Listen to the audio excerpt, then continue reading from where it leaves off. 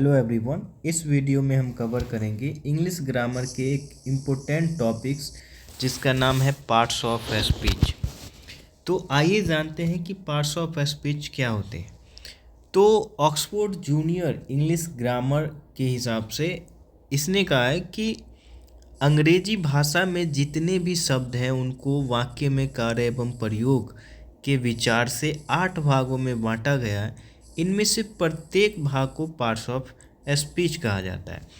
मतलब इंग्लिश जो भाषा है उसको पूरे तरीके से जो बांटा गया वो 8 भागों में बांटा गया है और ये 8 भाग जो है वो कहलाते हैं पार्ट्स ऑफ स्पीच। इंग्लिश में है कि all the English words are divided into 8 groups according to the work they do in a sentence. Each group is called parts of speech. और ये 8 पार्ट्स ऑफ स्पीच क्या है? तो पहला है नाउन, उसके बाद होता है प्रोनाउन, फिर एडजेक्टिव और फिर वर्ब, एडवर्ब, प्रीपोजिशन, कंजंक्शन और फिर इंटरजेक्शन। संज्ञा, सर्वनाम, विशेषण, क्रिया, क्रिया विशेषण, संबंध बोधक अव्यय, समुच्चय बोधक अव्यय और विस्मयादि बोधक अव्यय। और एक जो है वो और भी होता है आर्टिकल। तो आर्टिकल भी जो है वो पार्ट्स ऑफ स्पीच का जो है ही हिस्सा होता है। आगे कहा कि पिछली कक्षाओं में आपने पार्ट्स ऑफ स्पीच का कुछ अध्ययन जरूर किया होगा।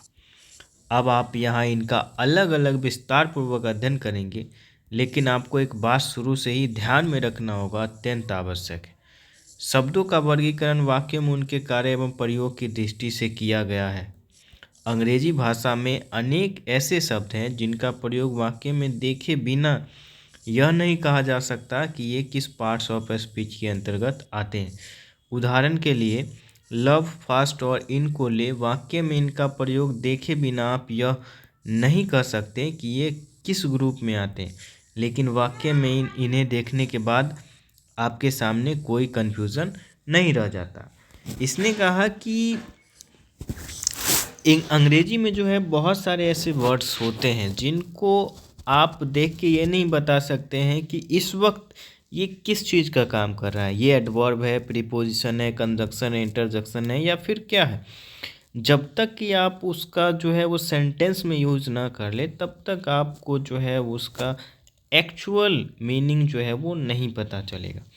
जैसे यहाँ एग्जाम्पल में दिया है कि आई लव माई कंट्री और बोला है कि इसमें लव क्या है, तो इसमें लव जो है वो वर्ब का काम कर रहा है।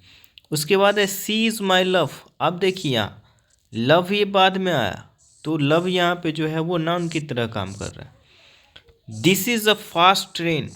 अब देखिए this is a fast train, तो फास्ट ट्रेन यहाँ पे क्या है, एडजेक्टिव है।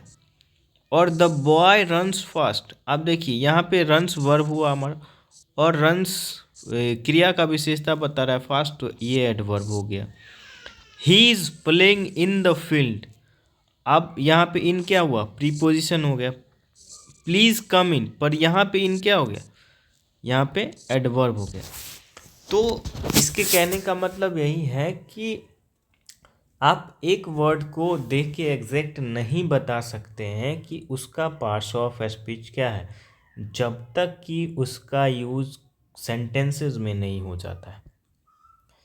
आगे कहा कि इसीलिए आप ऐसे शब्दों को गंभीरता से लें और इनका वर्गीकरण वाक्य में प्रयोग देखने के बाद ही करें। मतलब कि आप कोई भी वर्ड को यूं देख के ऐसे ही नहीं बता दीजिए कि इसका पार्ट्स ऑफ स्पीच ये है, जब तक कि उसका यूज जो है वो सेंटेंसेस में नहीं हो जाते हैं।